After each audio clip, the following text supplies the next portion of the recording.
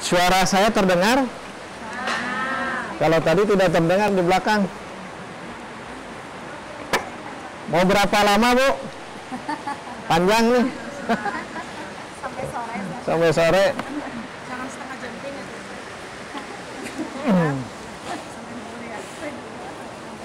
Nambut HP, Bu.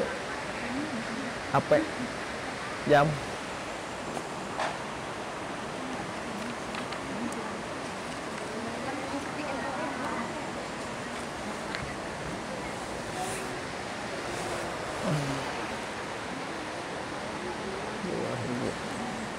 Baik, kita mulai. Alhamdulillah alladzi khalaqal mauta wal hayata liyabluwakum ayyukum ahsanu amala. Asyhadu an la ilaha illallah wahdahu la syarikalah wa asyhadu anna Muhammadan abduhu wa rasuluhu amma ba'du. Faqala Allah Ta'ala fi kitabihil karim, a'udzu billahi minasy syaithanir rajim.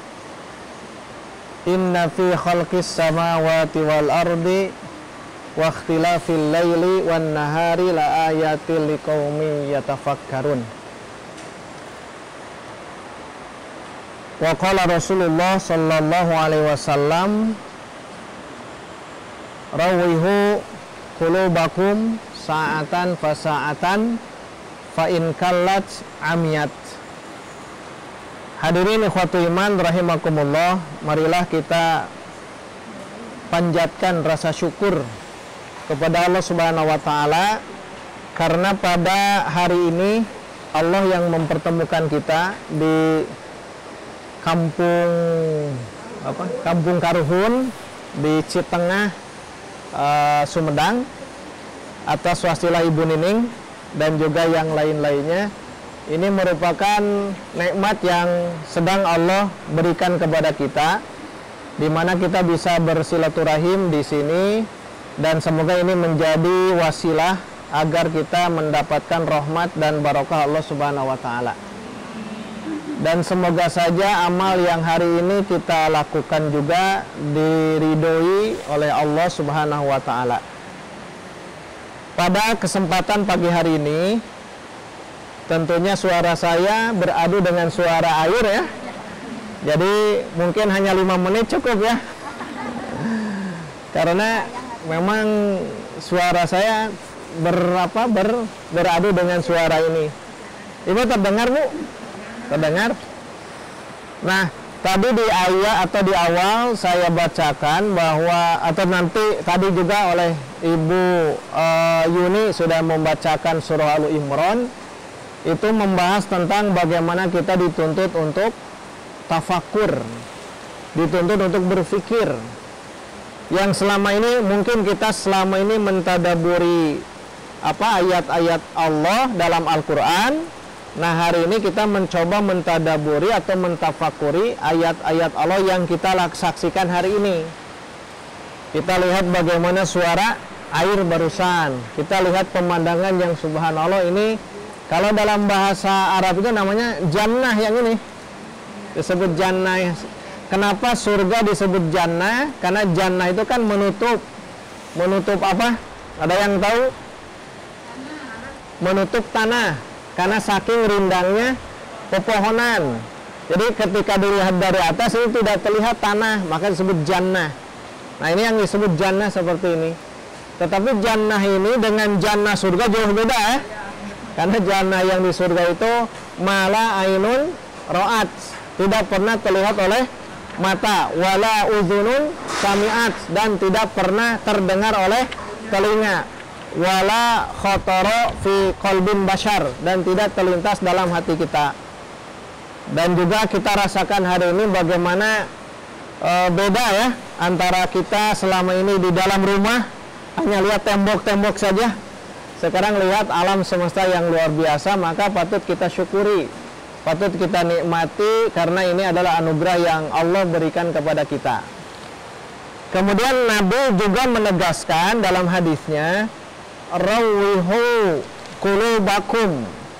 Rawihu itu istirahatkan, tarwihkan. Rawihu yurawihu Rawaha yurawwihu tarwihan. Jadi tarwihkan, istirahatkan. Qulubakum, hati-hati kalian. Hati-hati kita itu mesti diistirahatkan. Berapa lama? Sa'atan fasa'atan, sesaat demi sesaat. Rawwihu qulubakum, sa'atan fasa'atan. Istirahatkanlah kalian, hati-hati kalian sesaat demi sesaat. Fa in kallat, kalau kalbu kalian merasa lelah, letih, capek, amat bisa membutakan. Jadi kalau hati kita sudah mulai jenuh, maka itu bisa membutakan. Oleh sebab itulah dari hadis tadi bisa kita ambil kesimpulan bahwa sekali-kali itu kita ya diistirahatkan kalbu kita. Dan bahasa kasar mah tong ngaji wae itu. Tong ngaji wae sekali-kali rihlah. Kenapa demikian? Karena ya memang kita dituntut sekali-kali itu rawuhu qulubakum. Tetapi harus diingat saatan pasaatan. Karena kalau kita banyak pikiran, banyak beban, kemudian kita melepaskan beban pikiran kita melalui ayat-ayat Allah kauniyah ini, kita akan semakin yakin bahwa ini adalah anugerah dari Allah. Makanya mudah-mudahan ya program yang di Aisyah ini menjadi program yang betul-betul menjadikan kita lebih fresh lagi ketika nanti kita masuk ke bulan-bulan berikutnya, apalagi sebentar lagi kita masuk ke bulan Ramadan. Bulan Ramadan itu bulan yang penuh dengan kebarokahan, bulan yang banyak bulan yang diturunkannya Al-Qur'an. Ada yang tahu dalil bahwa Ramadan bulan Ramadan bulan diturunkannya Al-Qur'an? Cung.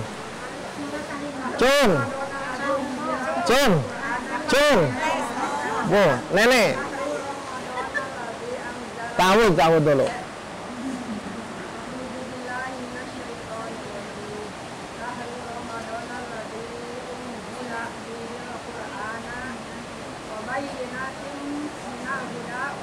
Bagus, catat Bu Santi. Jadi itu yang dimaksud bahwa bulan Ramadan memang bulan diturunkannya Al-Qur'an. Ingat, Al-Qur'an yang kita baca ini masuk ke ayat qauliyah. Ayat qauliyah itu ayat di mana ada qaul Allah, firman Allah. Selama ini kita baca terus, baca dan baca lagi, terus kita baca, itu sedang kita membaca ayat-ayat qauliyah. Yang nanti bulan Ramadan, nah kita dituntut untuk menggali lagi ayat-ayat qauliyah yang tadi. Nah hari ini kita mencoba untuk mengungkap ayat-ayat kauniyah.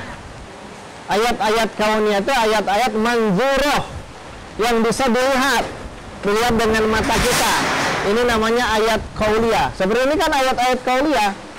Angin yang menghembus, kemudian pepohonan yang bergoyang, semuanya itu subhanallah ya, mesti kita syukuri karena ini merupakan ayat-ayat kauniyah di mana Allah sedang memperlihatkan pada kita betapa maha besarnya, betapa maha agungnya Allah Subhanahu wa taala. Sehingga di surah yang tadi dijelaskan subhanaka ya apa?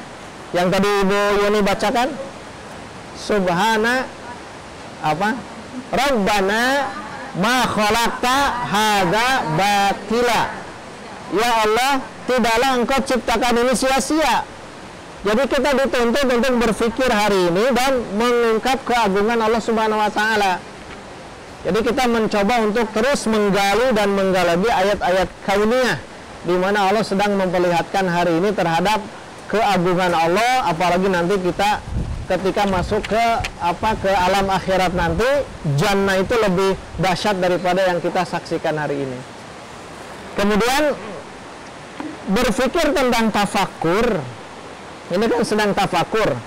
Berpikir tentang tafakur, Al-Imam Ibnu Qayyim Al-Jauziyah dalam kitabnya Miftah dari Sa'adah, beliau menjelaskan di poin ke-153 tentang keutamaan ilmu. Jadi ada 100 lebih beliau menyebutkan tentang antara ilmu dengan harta itu 150 lebih perbedaannya. Nah, di poin ke 153 ini menjelaskan tentang ilmu dihubungkan dengan tafakur. Di sini dijelaskan bertafakur 1 saat saja itu lebih baik daripada ibadah 60 tahun. Ini ulama salaf ingin menjelaskan itu bertafakur, berfikir. Tafakkuru sa'atan khairun min ibadati sittina sanatan. Bertafakur hanya sesaat itu lebih baik daripada ibadah 60 tahun. Itu kata ulama-ulama salaf. Menunjukkan apa? Satu waktu kita dituntut untuk tafakur. Satu waktu kita dituntut untuk berfikir. Kenapa? Karena Allah sudah memberikan kelebihan kita daripada makhluk yang lain. Apa kelebihan kita? Punya akal. Akal di sini atau di sini? Di mana? Bagaimana di akal di kalbu. Membedakannya di sini. Makanya yang berfikir hanya dengan 1 saat itu lebih baik daripada ibadah 60 tahun. Kalau Hasan al-Basri mengatakan tafakkur sa'atan khairun min qiyamil lail. Jadi berfikir 1 saat itu lebih baik daripada qiyamul lail. Urang mah qiyamul lail tara, berfikir tara. Jadi kumaha itu?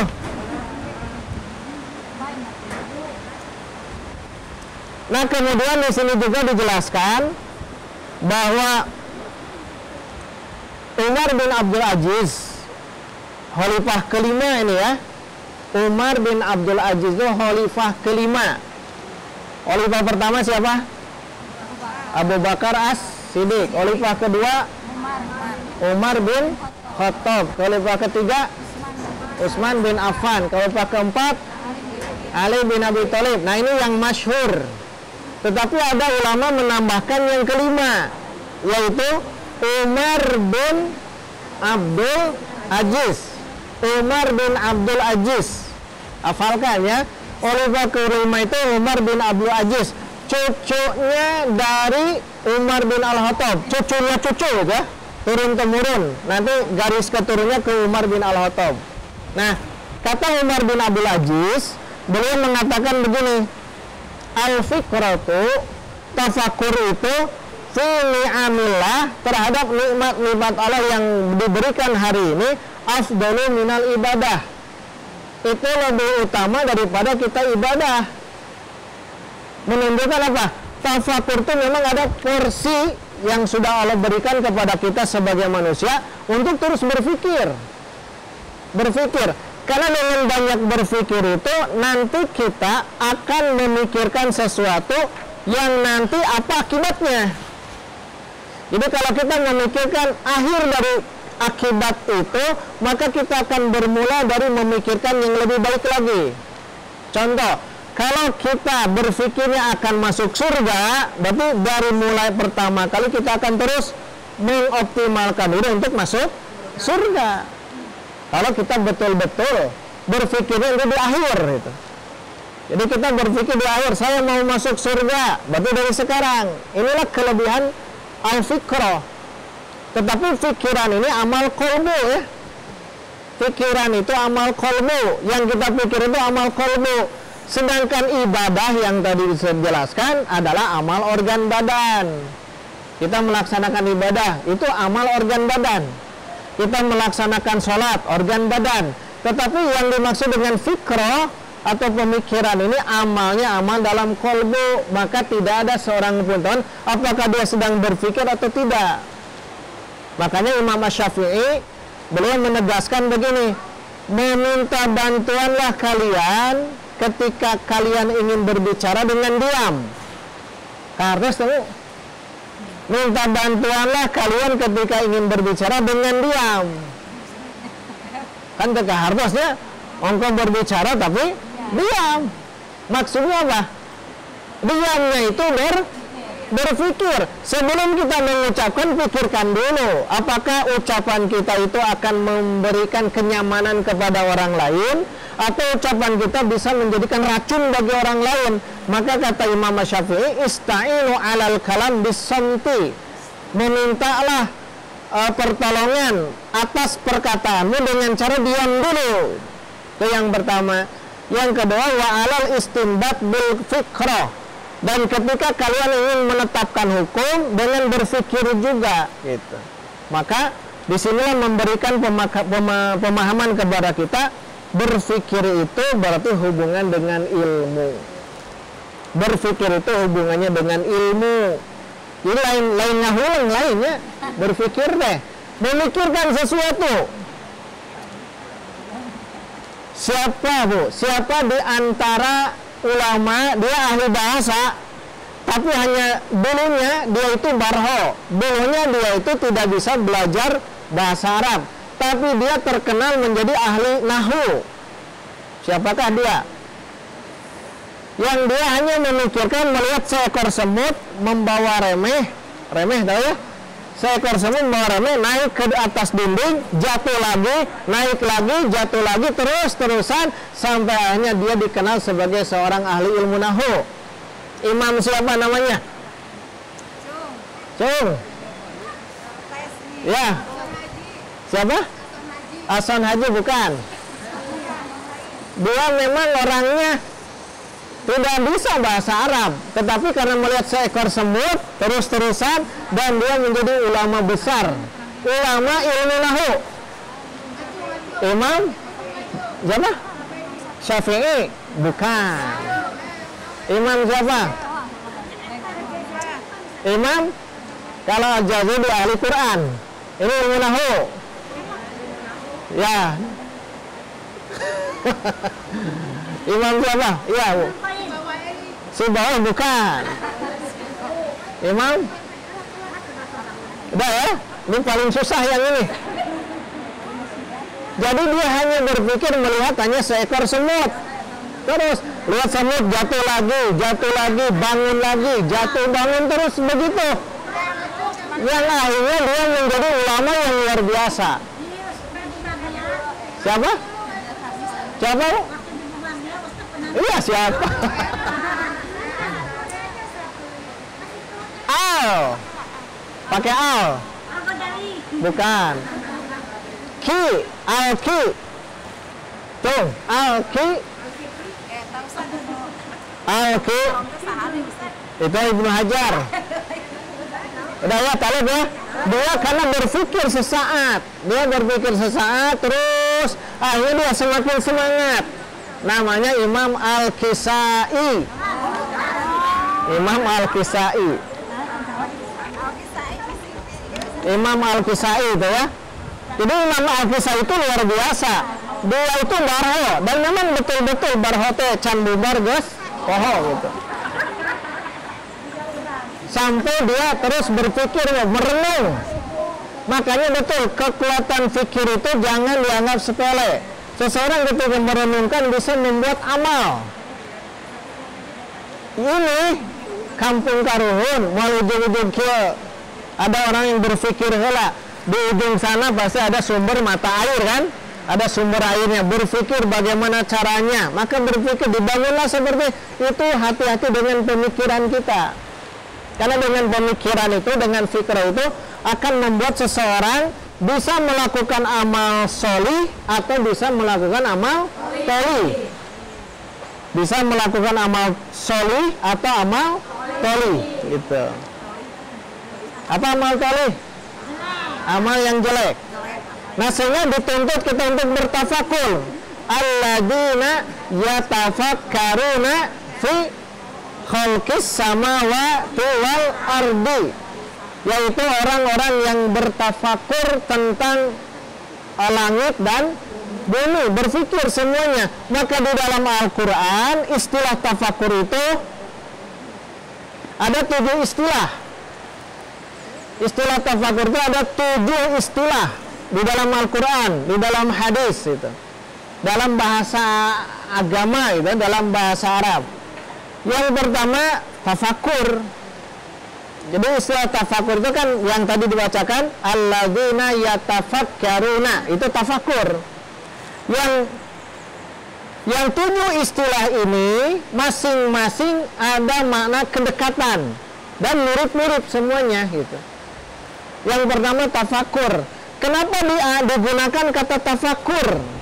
Ada yang tahu jawabannya? Kita sedang tafakur alam. Kenapa disebut tafakur? Mikir alam ini disebut tafakur. Memikirkan kekuasaan Allah. Ya, karena menggunakan pikiran.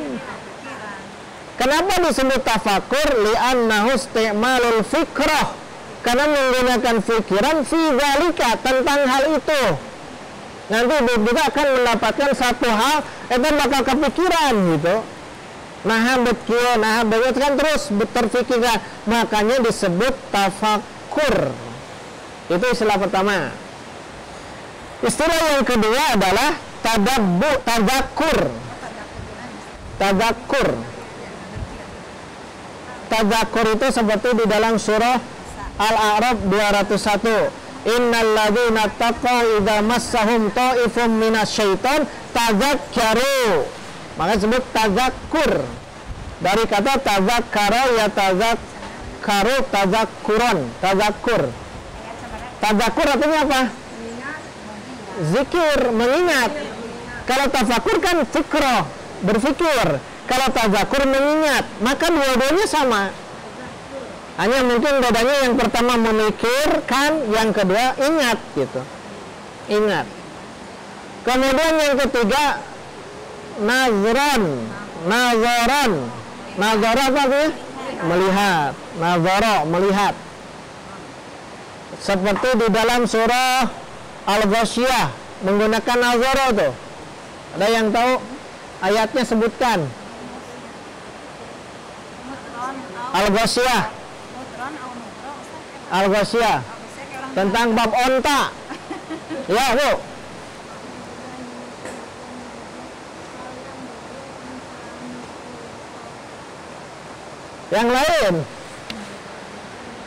Yang lain itu mah abasa.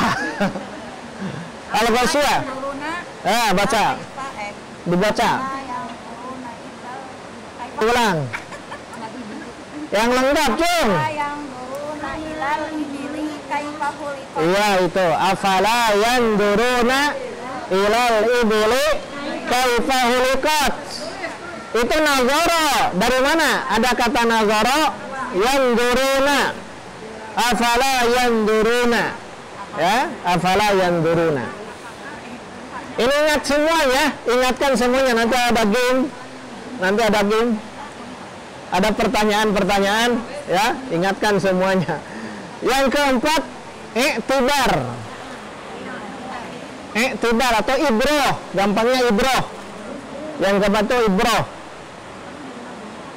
Ibroh itu contohnya inna fi dzalika la ibratul liulil albab. Ibroh kan sama berpikir. Yang kelima ta'ammul. Ta'ammul itu memikirkan, amal. Paham ya? Amal, pakai hamzah, amal. Yang terakhir, yang keenam tadabbur. Afala yatadabbaruna Quran. Itu berpikir juga sama. Yang terakhir istibsar. Istibsar itu basar, apa basar? Melihat. Nah, ini semua bagian daripada tafakur. 7 poin ini semuanya menjadi bagian dari tafakur. Baik, terakhir, tafakur itu berarti kunci untuk mendapatkan kebaikan-kebaikan semuanya. Sekali lagi, bahwa tafakur itu kita menggunakan pikiran itu sebagai kunci untuk mendapatkan seluruh kebaikan-kebaikan. Jadi kalau kita ingin mendapatkan kebaikan harus berpikir. Karena dengan cara berpikir itu adalah asas, dasar, fondasi segala dari ketaatan.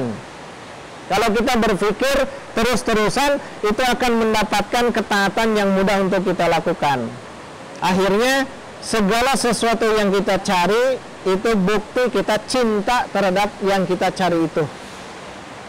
Apa yang kita cari, apa yang kita inginkan, itu bukti kita sedang cinta terhadap itu, cinta terhadap poin yang itu. Maka berpikirlah, apakah cinta terhadap itu akan membawa ridho Allah Subhanahu wa Ta'ala atau tidak? Karena nanti akan salah pemikiran. Orang yang berpikirnya begini, cintanya kepada duniawi dan dia akan menjemput duniawi itu, maka ternyata apa yang dia pikirkan salah kaprah. Tetapi kalau dibalik, dia menginginkan sesuatu karena cinta kepada Allah, maka dia akan berpikir terus-terusan bagaimana bisa mendapatkan mahabbatullah, mendapatkan cinta kepada Allah Subhanahu wa Ta'ala. Baik, itulah kajian pada pagi hari ini. Cukup ya, 30 menit, sudah pas tuh 30 menit. Jadi semoga apa yang kita hadir di ini menjadikan bahan renungan, bahan tafakuran, bahan kita untuk mengoptimalkan diri nanti setelah kita pulang dari sini, mendapatkan energi yang luar biasa sehingga kita bisa mendapatkan ridho dan maghfirah dalam kehidupan kita yang Allah ridhoi dan Allah berkahi ini. Dan semoga Allah memberikan juga kepada kita kesehatan, Allah memberikan juga kepada kita kesempatan untuk menghadapi bulan yang penuh barokah, yaitu bulan Ramadan, sehingga bulan Ramadan bisa kita optimalkan dengan cara beribadah kepada Allah, dan semoga Allah menyandangkan gelar la'allakum tattaqun. Aqulu qouli hadza wa astaghfirullah li wa lakum walhamdulillahirabbil alamin. Wassalamu alaikum warahmatullahi wabarakatuh.